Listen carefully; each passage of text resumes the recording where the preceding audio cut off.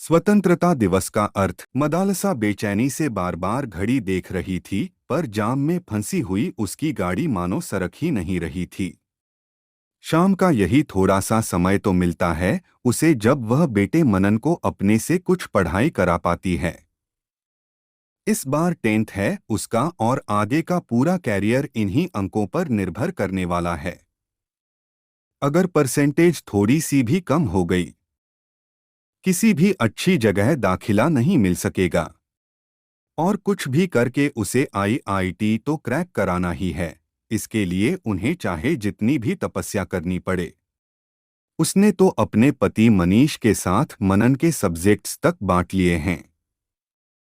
सुबह उसके स्कूल जाने से पहले मनीष उसे पढ़ाते हैं, और क्योंकि वो शहर के प्रख्यात हृदय विशेषज्ञ हैं और शाम को उन्हें क्लिनिक में बैठना आवश्यक है, मदालसा ने शाम के वक्त पेशेंट देखने बंद कर दिए हैं।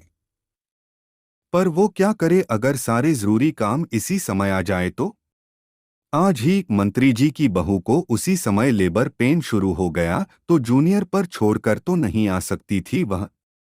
उधर मनन अभी इतना नादान है कि मजबूरी को समझता ही नहीं। वह नहीं पहुंची तो पूरा समय जैसे तैसे बिता देगा। मजाल है कि स्वयं बैठकर कुछ पढ़ ले। कैसे समझाए उसे कि इसी मेहनत पर उसकी पूरी जिंदगी का दारोमदार है। जैसे जैसे परीक्षाएं पास आती जा रही हैं, वे लोग मनन की दिनचर्या को थोड़ा थोड़ा करके और बांधते जा रहे हैं। इसकी आदत तो उसे अब डालनी ही पड़ेगी, अन्यथा अगले वर्ष से कोटा की कोचिंग का प्रेशर कैसे उठाएगा वह। इसी क्रम में उन लोगों ने पांडे जी के होनहार बेटे रवि को मैथ्स के ट्यूशन के लिए भी बुला लिया है। किसी को यह कहने का मौका नहीं देना है कि डॉक्टर दंपति ने अपनी व्यस्तता में बेटे को अनदेखा कर दिया। घर पहुंचने में इतनी देर हो गई कि रवि पढ़ाने के लिए आ चुका था। मदालसा दरवाजे के बाहर चुपचाप खड़े होकर उसके पढ़ाने की पद्धति को देखने समझने का लोग संवरण न कर सकी थी। अंदर से आवाज आ रही थी, अंग्रेजों ने हमारे पूरे देश को अपने कब्जे में ले लिया था और वे हमारे देशवासियों से नौकरों की तरह व्यवहार करते थे। किसी भी संस्थान की हर बड़ी पोस्ट, ट्रेन के अपर क्लासेस, सब उनके लिए आरक्षित थे।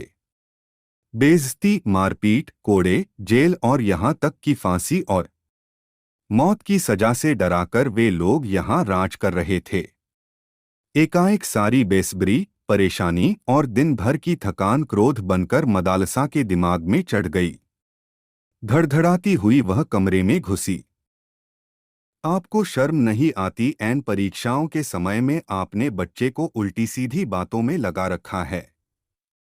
अभी 10वीं का मैथ्स पढ़ाइए, जब सिविल सर्विसेज के लिए बैठेगा तब जी के पढ़ाइएगा, मानो चोरी करते पकड़ लिया गया हो। रवि को घबराहट में बेचारा यह भी नहीं बता सका कि मनन ने ही उससे स्वतंत्रता दिवस का अर्थ पूछ लिया था।